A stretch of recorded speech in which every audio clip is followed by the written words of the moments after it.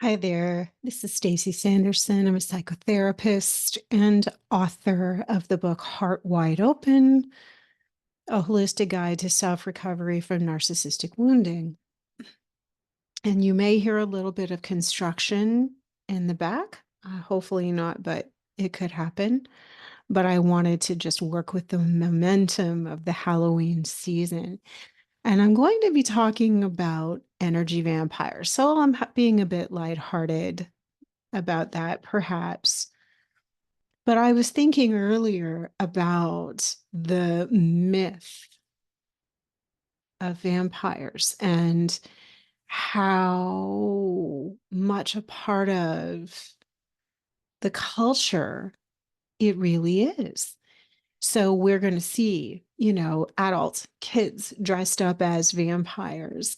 I had the pleasure of staying in the renovated Clontarf Castle in Dublin, Ireland, where Bram Stoker stayed. In fact, I think Bram Stoker is from the Clontarf area.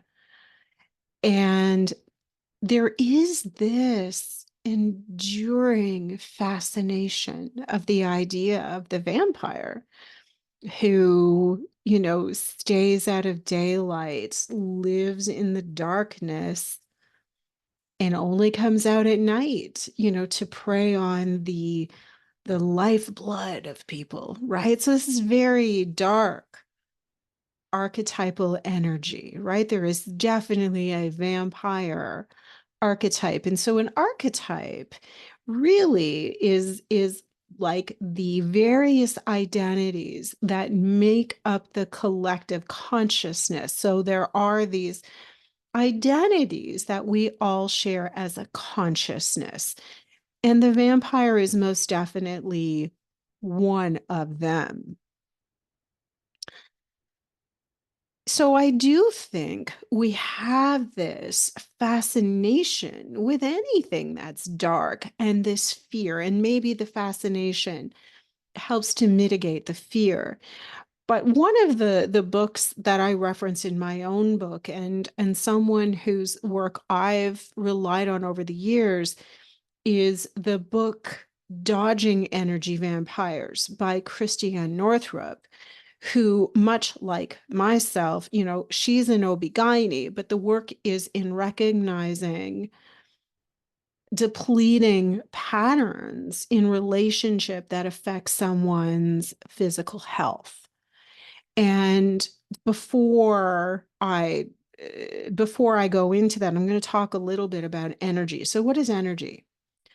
Energy is within us, it's around us. Energy is something that we experience as human beings essentially through the vagus nerve. So, through that nerve that runs from the sacral area, from the sit bones, up through the digestive system, right, in the gut, through the heart to the base of the brain.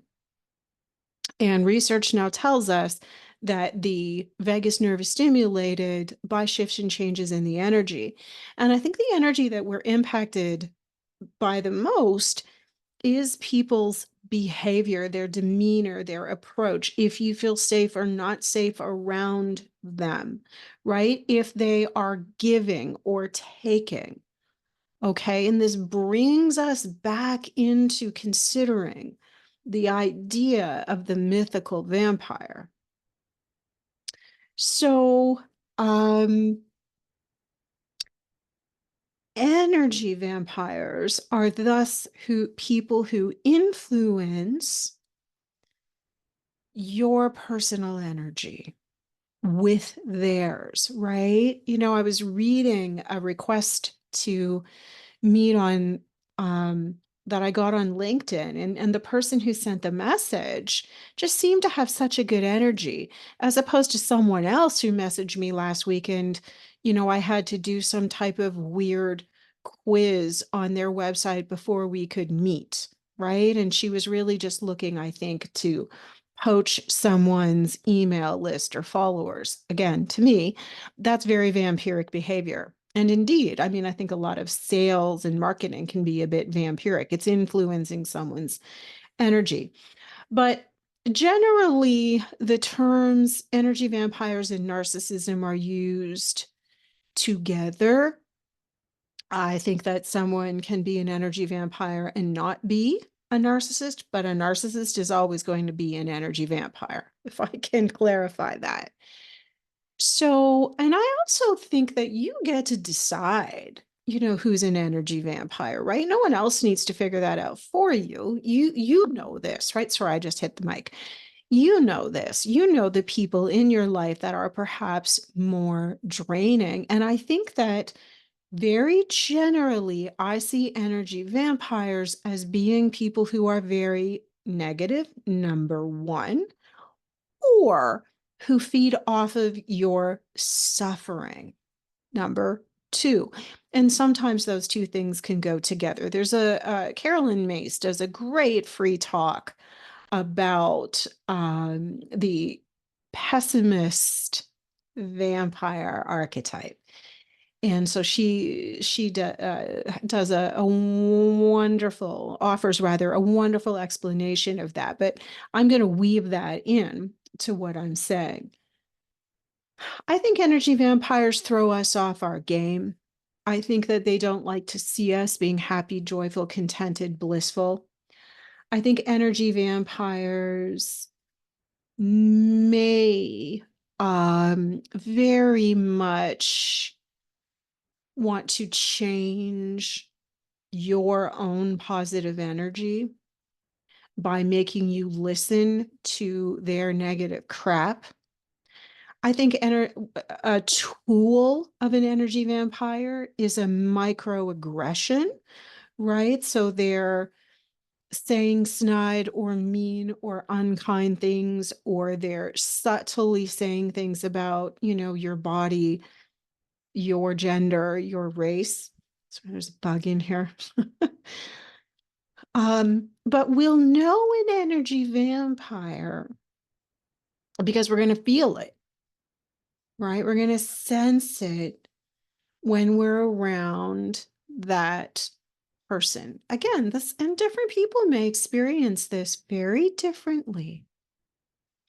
An energy vampire is someone who doesn't maintain good psychological space. They violate your boundaries. They're entitled to your time. They feel entitled to your energy.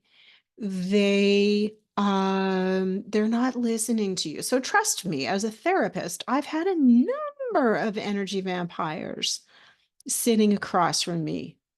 I don't think this is any one of you who are listening to this, for the record.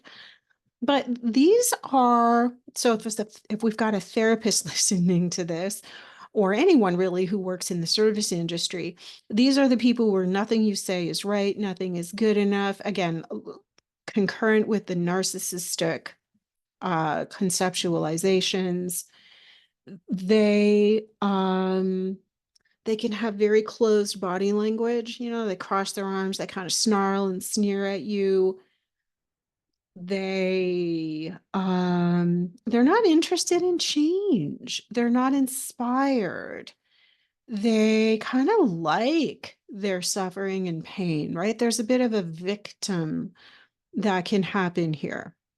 So I know that we want to maybe think of energy vampires as being much more dramatic or obvious to spot, perhaps, but I think that you're going to see many more covert indicators, right? They're going to be a little bit more underground. They don't go out into the limelight, they don't go out into the light.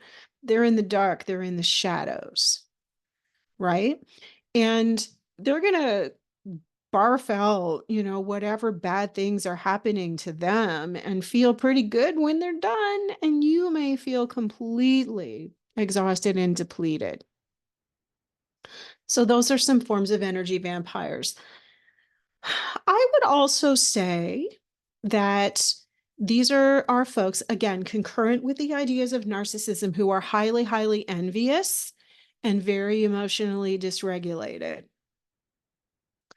So an energy vampire is not going to show up for your celebrations. An energy vampire is going to avoid anything where they're not the spotlight unless they can come and sabotage it or wreck it in some way.